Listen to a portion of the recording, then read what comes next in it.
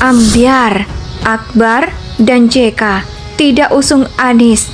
Presiden Jokowi skakmat Surya Paloh.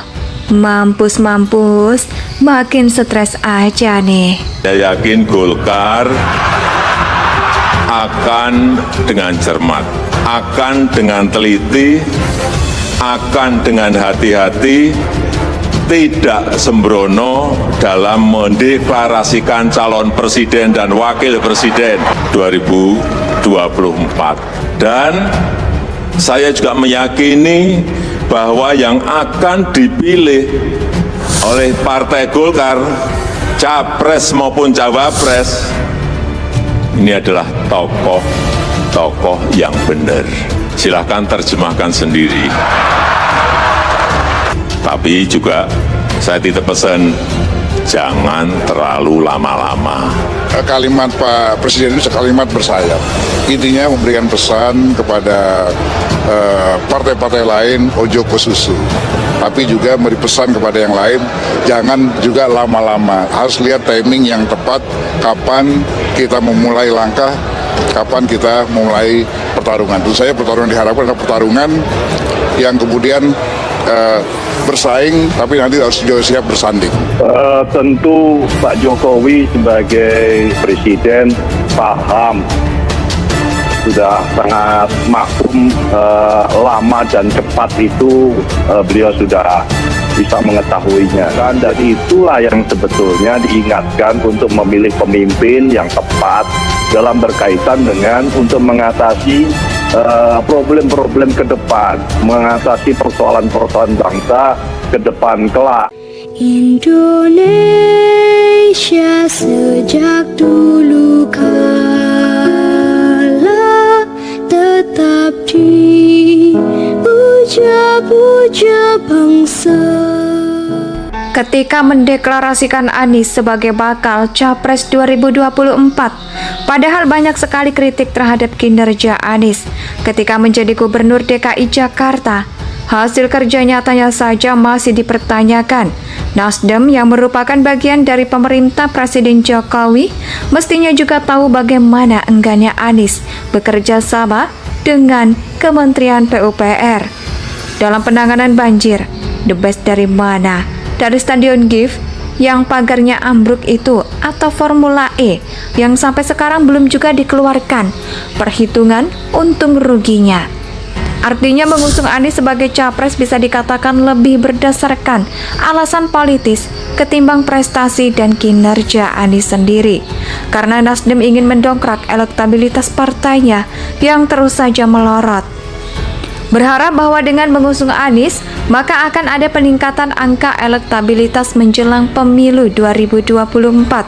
Ya, kalau dilihat dari segi itu, Anies menjadi the best buat Nasdem.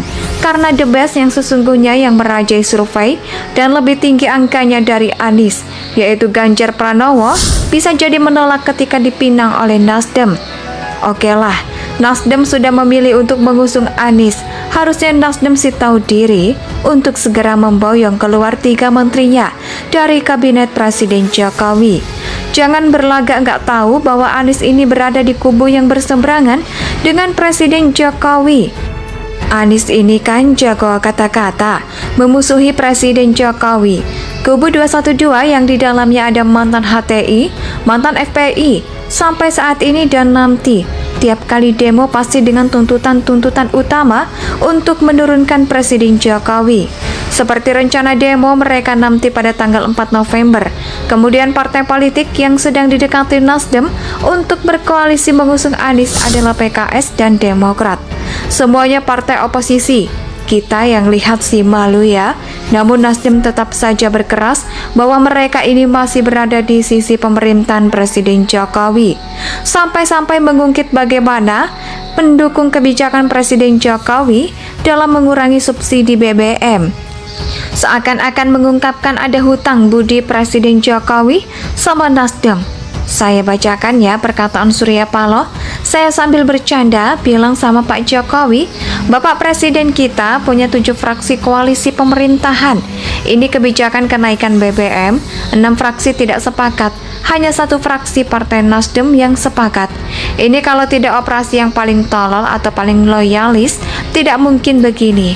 Silakan terjemahkan kata Surya Paloh ini diucapkan saat peluncuran program Davin memanggil pada hari Senin tanggal 17 Oktober lalu. Perhatikan kata-kata, silakan terjemahkan. Itu ya karena kata-kata itu yang bakal dipakai Presiden Jokowi ketika beliau menskakmat Surya Paloh. Beberapa hari kemudian, kita balikan dulu. Oke, bagi Anies terpilihnya dia sebagai bakal capres oleh sebuah partai politik bagaikan dapat durian runtuh. Karena peran partai sebagai kendaraan politik yang bisa mengantarkan Anies mencapai ambisinya nyapres itu sangat absolut ya, nggak perlu nyari, langsung dapat. Tentu saja bakal mendongkrak citra Anies, walaupun kerap disebut nggak benar atau gubernur terbodoh versi Google. Gara-gara dia memang nggak bisa kerja, apalagi sekarang sudah nggak punya lagi jabatan. Publik karena jadi bakal capres Nasdem. Anies masih jadi orang penting berdiri di antara para tokoh, para elit partai, seperti Cahaya ataupun JK. Bagi publik, jika selalu dianggap sebagai kingmaker untuk Anies, publik menganggap bahwa JK tentu saja akan mencapreskan Anies. Ini apalagi muncul juga berita bahwa Akbar Tanjung, politisi senior Golkar, turut mendukung Anies, di backing sama Surya Paloh. JK dan juga Akbar Tanjung lalu akrab juga dengan SBY, AHY, dan Ahmad Saiku selaku Presiden PKS. Namun apa yang terjadi? Selanjutnya durian yang runtuh itu tidak lagi terasa wangi dan enak. Duri-durinya mulai mengenai Anies Baswedan dan akhirnya juga bakal mengenai Surya Paloh. Dimulai dari klarifikasi oleh sejumlah petinggi Golkar soal dukungan Akbar Tanjung terhadap Anies, katanya sih pernyataan Akbar Tanjung itu sekedar normatif saja, seperti mengucapkan selamat kepada Anies, padahal Nasdem sudah ikutan senang dengan adanya dukungan Akbar Tanjung terhadap Anies Baswedan. Ketika mendeklarasikan Anies sebagai bakal Capres 2024, padahal banyak sekali kritik terhadap kinerja Anies ketika menjadi Gubernur DKI Jakarta. Hasil kerja nyatanya saja masih dipertanyakan. Nasdem yang merupakan bagian dari pemerintah Presiden Jokowi mestinya juga tahu bagaimana enggannya Anies bekerja sama dengan Kementerian PUPR dalam penanganan banjir.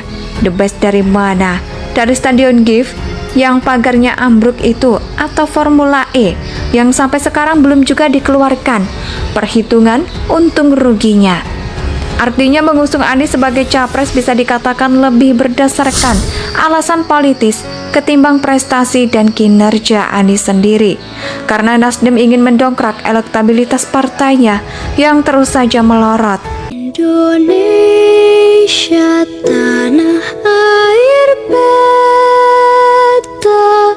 pusaka abadi nan jaya.